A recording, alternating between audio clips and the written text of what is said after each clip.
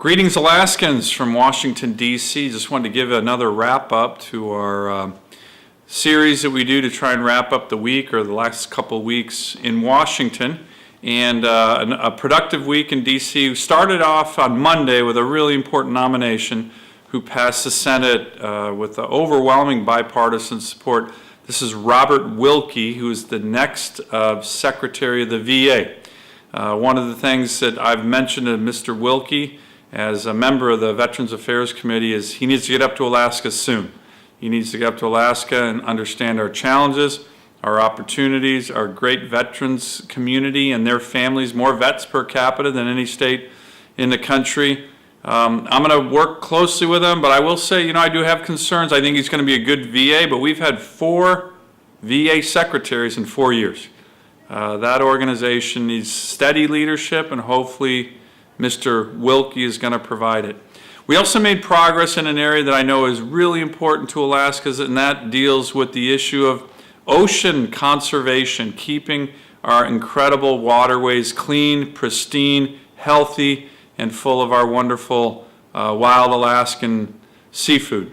I chaired a hearing that was, the main witness was the head of NOAA, the acting head of NOAA, Admiral Gallaudet, who's coming to Alaska soon. It was all on the blue economy, an initiative that he and I are working on that emphasizes the importance of economies like ours that are so dedicated and dependent on the oceans for fishing, for recreation, for tourism, for transportation.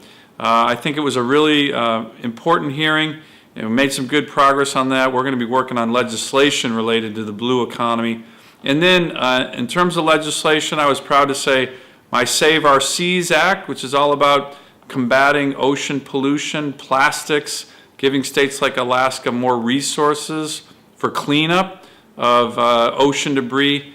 It's already passed the Senate, passed the House this past week with a couple additional amendments to it. We're going to try and pass it in the Senate and get it on the President's desk here soon. Another bill that we've been working on, again, it's going to be important for Alaska and the country, the POWER Act. That's the Pro Bono to Work and Represent Act. That's my bill in the Senate that passed last year to really create an army of pro bono lawyers throughout the country that can help survivors of domestic violence and sexual assault.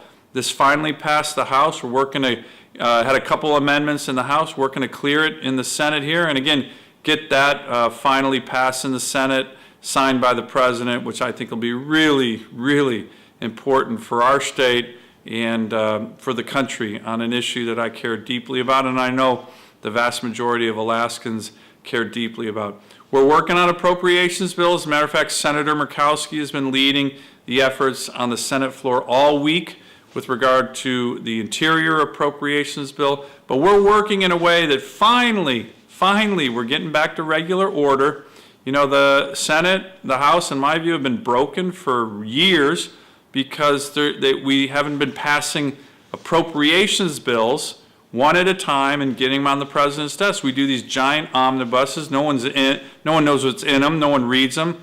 I've voted against most of those for that very reason. But we're finally now getting back to regular order, smaller appropriations bills that people can understand, that can read, and we've been working on one all week, and we've been knocking out a bunch of them. We're hoping to have almost all of them, or all of them done by the end of the fiscal year at the end of September, which would be first time that's happened almost in 2 decades. So stay tuned.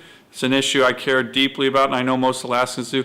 And then finally, next week, I'm proud to say, the Judiciary Committee is going to have a hearing on my bill to add more federal judges to different parts of the country and also split the Ninth Circuit. This is something that is long overdue. The Ninth Circuit, as most know, is the biggest court in federal court of appeals in the country.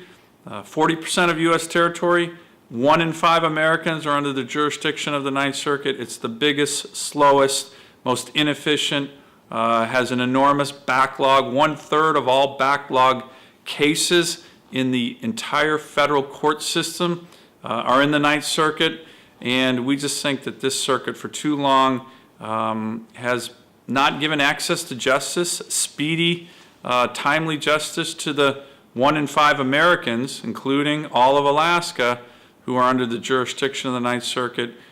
So stay tuned. Busy week in D.C. Look forward to giving you an update next week.